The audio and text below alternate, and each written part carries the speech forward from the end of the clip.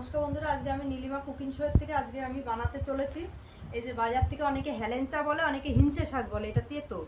এইটা দিয়ে আমি ছোট ছোট সমুদ্রের মোরলা দিয়ে মানে মাছের ঝোল বানাবো। কি করে বানাচ্ছি আপনারা দেখতে থাকুন। আমি এখন শাকটা কেটে রেডি করছি। প্রথমে কেটে নেব, এই যে এরকম করে খালি ডুগাটা কেটে নেব দেখুন। আর যদি কেউ খায় তাহলে এরকম আরেকটা ডোকা কেটে নেওয়া যেতে পারে, সেটা আমি আর নেব না। আমি শুধু এই কচি কচি ডোকাগুলো নেব।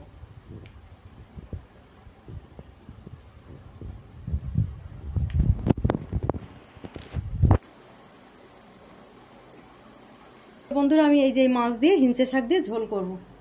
এই যে আলু কেটে রেখেছি, শাক তো কেটেছি আপনাদের দেখিয়ে দিয়েছি। এবার আমি মাছটা ভাজা শুরু করব। গ্যাসটা ধরিয়ে দিয়েছি, কড়াই বসিয়ে দিয়েছি।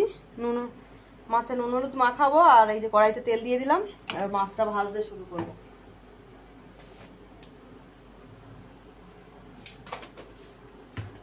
আমি মাছে এবার নুন হলুদটা মাখিয়ে নিচ্ছি। তেলটা গরম হলে মাছটা আস্তে আস্তে করে ভেজে নেব সব মাছটা।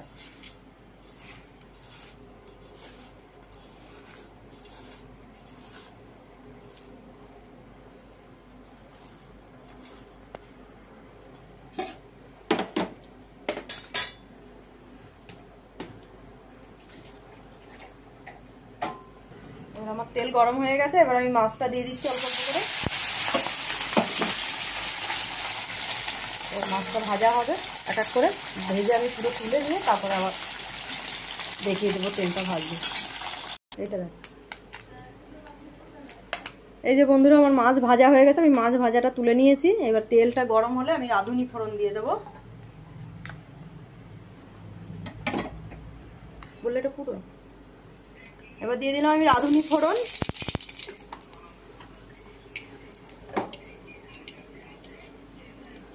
এই যে আমি আলুটা কেটে রেখেছি, এবার আলু কাটাটা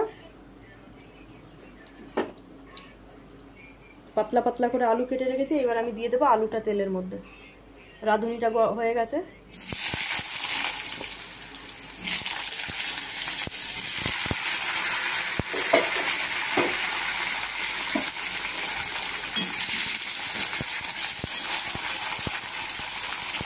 এবার আমি দিয়ে দেবো পরিমাণ মতো নুন।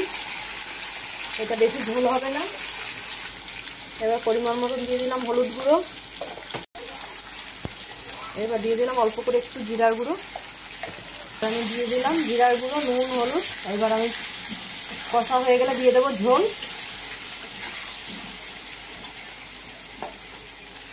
হয়ে গেছে, এবার আমি ঝোল দিয়ে দিলাম। কষা হয়ে গেছে, পরিমাণ মতন ঝোল।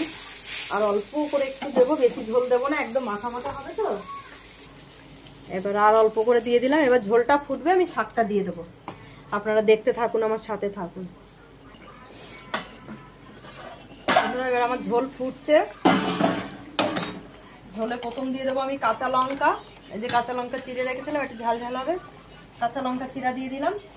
এবার আমি দিয়ে দিলাম মোরলা মাছগুলো। এটা সমুদ্রের মোরলা, বড় মোরলাগুলো। এটা দিয়ে দিলাম। এবার আমি কড়াইটা একটু রেখে গেছে, সোজা করি। এইবার আমি দিয়ে দেবো আস্তে আস্তে এই শাকগুলো।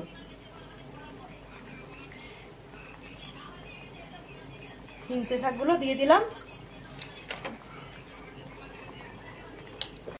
এবার আমি দিয়ে দিলাম ঢেকে। বন্ধুরা দেখছি তরকারিটা, এই দেখুন আমার তরকারি একদম ইয়ে হয়ে এসছে, মাখা মাখা হয়ে আসছে। আর একটু হবে, তারপর আমি নামিয়ে দেবো। আলুটাও সেদ্ধ হয়ে এসছে, মাছ তো শাকও গলে এসছে। আর একটু ঢাকা দিয়ে দেবো আবার।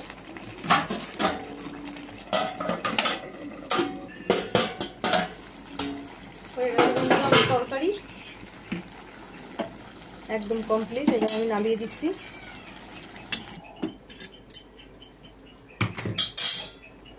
গরমের দিন এরকম মানে হালকা ঝোল, একদম এই হালকা মশলার মধ্যে শাকের এই তেতো ঝোলটা হালকা খুব সুন্দর লাগে, শরীরের পক্ষে ভালো। কাঁচা লঙ্কা চিড়ে দিয়ে। আপনাদের ভালো লাগলে নীলিমা কুকিং শোটাকে আপনারা বাড়িতে আগে বানিয়ে খেয়ে দেখবেন। আর নীলিমা কুকিং শোটিকে সাবস্ক্রাইব, লাইক, কমেন্ট, শেয়ার করে দেবেন বেশি বেশি করে। আমি একটা কথা, খুব টেস্ট।